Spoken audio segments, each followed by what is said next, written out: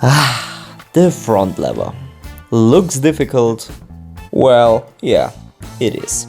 Definitely a top-notch calisthenics skill, 100% worth it to learn. The cool thing about the front lever is you don't need much flexibility and mobility in your upper and lower body, but therefore a lot of strength and a bit technique. And from these thousands of tutorials, I will give you my version of how to achieve the front lever ASAP. My name is Victor, I'm a breakdance and calisthenics coach and biochemistry PhD student, and before we continue, don't forget to subscribe and click on the bell to not miss any new video. First of all, let's cover the science behind the front lever. You are holding your whole body completely straight parallel to the ground, with your arms being at around 45-degree angle to your body. Ideally, the arms must be 100% straight as well, but as this exercise is really high intensity, I'm sure the calisthenics gods will forgive you if they are bent slightly. Similar problem with the hips. It's easier to hold a position when your hips are even slightly bent. Have a look on that. Do you see the difference? Aesthetically, bent arms, hips and legs are just not really nice. Of course, we try to reach perfection. But during your workout and especially during fatigue, you will face that, so don't be too strict with yourself. The muscle groups especially engaged during this move are your core, abs, chest, shoulders and your back. Well, basically your whole body. Just like during the planche, scapular retraction, that means the adduction of the shoulder blades to the middle of your spine, is what makes this move difficult. At the exact same time, you have to maintain the horizontal position throughout your spine, so a strong core and abs are extremely beneficial.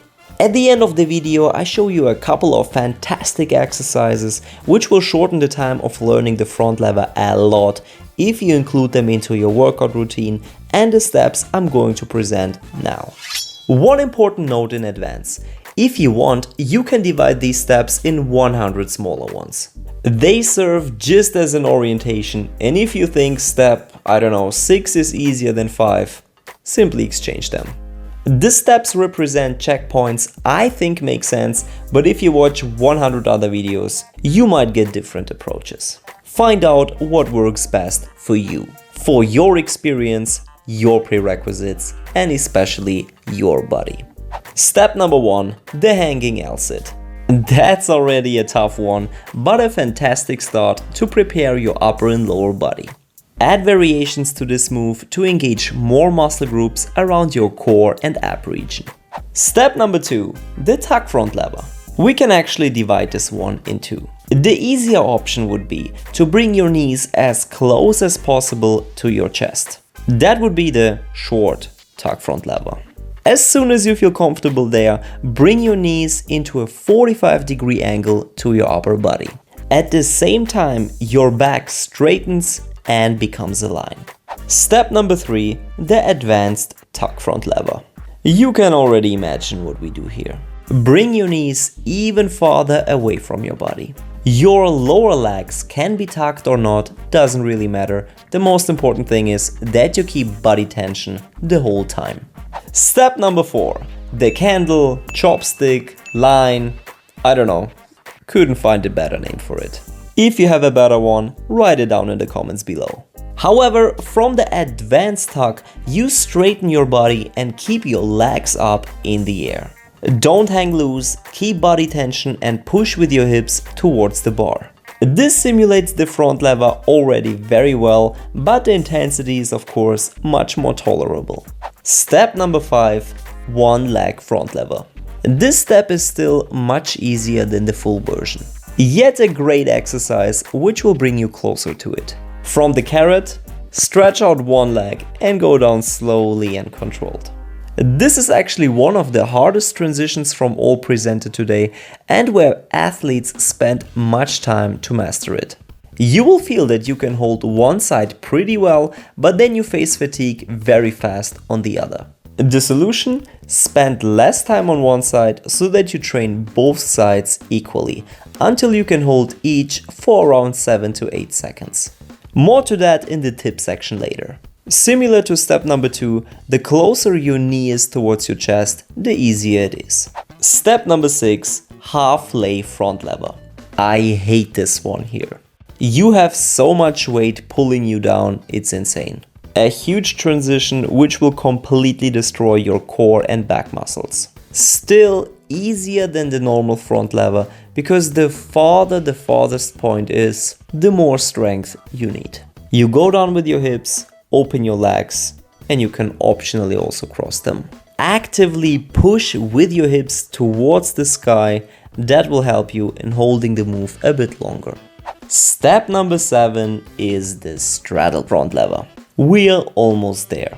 The wider you open your legs, the more distributed the weight is. And the easier it is. A tip which helped me a lot during this step is to point with the toes up. This forces you to keep body tension in your whole body and you become basically a plank. Slowly close your legs the more you progress. And finally, step number 8, the front lever. Well, if you followed all previous steps, you will be able to hold it for a couple of seconds. Actually, even during step 6 and 7, you will be able to do so. Maybe just not in the most perfect form. Don't rush, it's not about progressing fast in the steps, it's about mastering each individual stage. When training these steps, start from the previous one you mastered. That's often easier than directly going into the next step. For example, from tuck to advanced tuck, or from spirit level to one leg front lever. Great! Now you have some moves as orientation. But is that enough to learn the front lever? Difficult. I mean, yeah, sure, you can do it and you will learn it, but your training will be boring, monotonous, and you might take longer. That's why we need to add exercises as complement.